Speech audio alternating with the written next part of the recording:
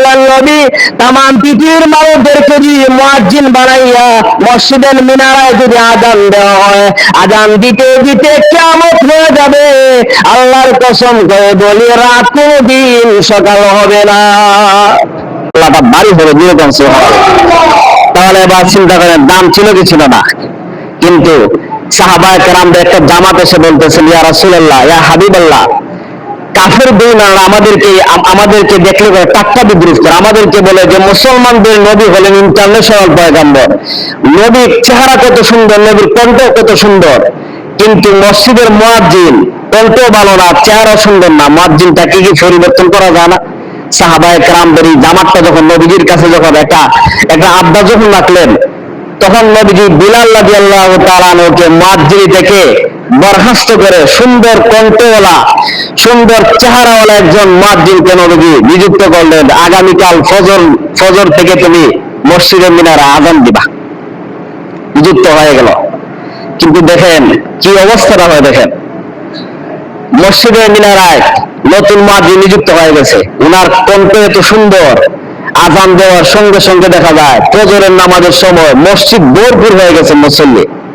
এমনকি শয়তানও বাতাস ছাড়তে ছাড়তে অনেক দূর ফেরান করছে। কিন্তু ফজরের আযানের পরে মনে করেন আযানের পরে জামাতের সময় হয় প্রায় আধা ঘন্টা, মানে 30 থেকে 40 মিনিট পরে জামাতের সময় হয়ে যায়। কিন্তু মসজিদ ভরা মুসল্লি সকলেই সুন্নত নামাজ পড়ার অপেক্ষা আছেন, কিন্তু ফজরের জামাতের সময় তার হয় না। অনেক সময় চলে গেল, কিন্তু ফজরের জামাতের আর সময় হইতেছে না, মানে সকাল হইতেছে না। আমরা তো মনে করি ফজরের জামাত করে কিছু একটু পর থাকে, তখন দেখা যায় সাহাবায়ে কেরাম সকলেই অপেক্ষমান, সকলেই চিন্তা করে গেছেন যে আজকে কি হলো, ফজর আযান তো অনেক আগে হয়েছে, এখন পর্যন্ত দেখা যায় ফজরের জামাতের সময় হয় না। এমনকি বিশ্বনবী রাহমাতুল লিল আলামিন উনিও চিন্তা করে গেছেন কি হলো আজকে, এমন কেন আজকে। এমনি শুনেন কিছুক্ষণ পরে হযরত জিবরাইল আলাইহিস সালাম উনি ওহী নিয়ে আসতেছেন, ঘন্টার আওয়াজ শোনা যায়, যেরকম সুবহানাল্লাহ। জিবরাইল এসে বলেন, ইয়া রাসূলুল্লাহ, ইয়া হাবিবাল্লাহ, ওগো আল্লাহর নবী, মুসলমানদের আজকে কি হলো গো, মসজিদের মিনারায় আজকে ফজর আযান কেন দেওয়া হলো না? আল্লাহর নবী ডাক দিয়ে বলেন, জিবরাইল, কি বলো তুমি, মসজিদের মিনারায় ফজর আযান দেওয়া হয় নাই। আজকের আযান এত সুমধুর কণ্ঠ হয়েছে, আজকের আযান শুনে মসজিদ ভরপুর হয়ে গেছে মুসল্লি, এমনকি শয়তানও বাতাস ছাড়তে ছাড়তে অনেক দূর পলায়ন করেছে। তুমি কি বলো, মসজিদের মিনারায় আজকে আযান হয় নাই, তুমি কি তাহলে কম শোনো নাকি? জিবরাইল আলাইহিস সালাম বলে, ইয়া রাসূলুল্লাহ, ইয়া হাবিবাল্লাহ, ওগো আল্লাহর নবী, আপনার বিলালের কণ্ঠে আযান শোনার জন্য আমি জিবরাইল সহ আকাশের সকল ফেরেশতারা আমরা 5 ওয়াক্ত আযানের সময় আমরা অপেক্ষায় থাকতাম, কোন সময় বিলালের কণ্ঠে আযান হবে।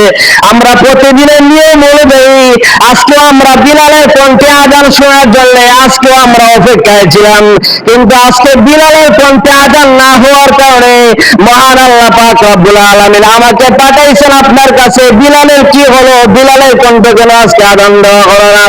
ও আল্লাহর নবী, তামাম পৃথিবীর মানুষদেরকে যদি মুয়াজ্জিন বানাইয়া মসজিদের মিনারায় যদি আযান দেওয়া হয়, আযান দিতে দিতে কিয়ামত হয়ে যাবে। আল্লাহর কসম করে বলি রাত কোনদিন সকাল হবে না।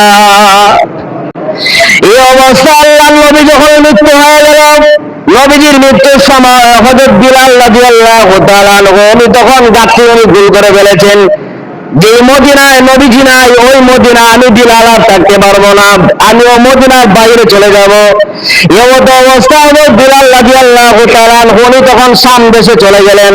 কিছুদিন যখন উনি শাম দেশে থাকলেন, কিছুদিন শাম দেশে থাকার পরে ওনাকে স্বপ্নে দেখানো হলো, নবীজি বলতেছেন, বিলাল, তুমি মদিনা ছেড়ে আমাকে ছেড়ে তুমি শাম দেশে চলে আসছো, আমি নবীকে দেখতে কেন তুমি আসো না?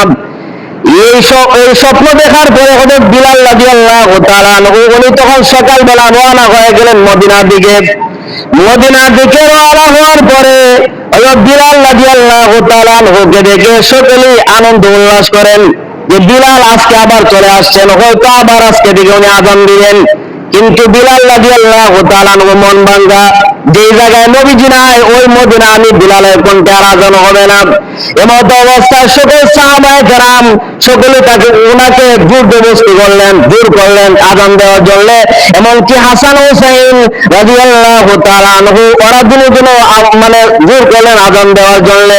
কিন্তু হযরত বিলাল রাদিয়াল্লাহু তাআলা আনহু বলেন যে আমি আজান দিব না, যে জায়গায় নবী নাই ওই মদিনায় আমি আর কোনোদিন আজান দিতে চাই না।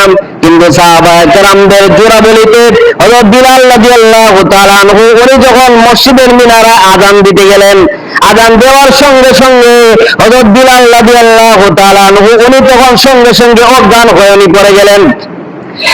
হযরত বিলাল রাদিয়াল্লাহু তাআলা আনহু যখন হোশ ফিরে বসলো, ওনাকে জিজ্ঞাসা করা হলো, বিলাল আপনি আজান দিতে গিয়ে আপনি অজ্ঞান হয়ে কেন পড়ে গেলেন?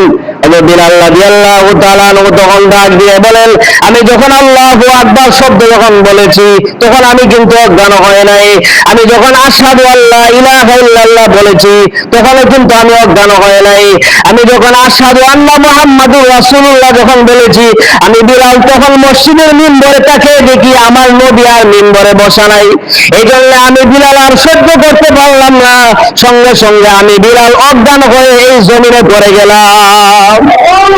তাহলে চিন্তা করা হতো, বিলাল রাদিয়াল্লাহু তাআলা আনহু উনি বলেন যে জায়গায় নবী নাই ওই জায়গায় আজান দিতে আর আমি চাই না।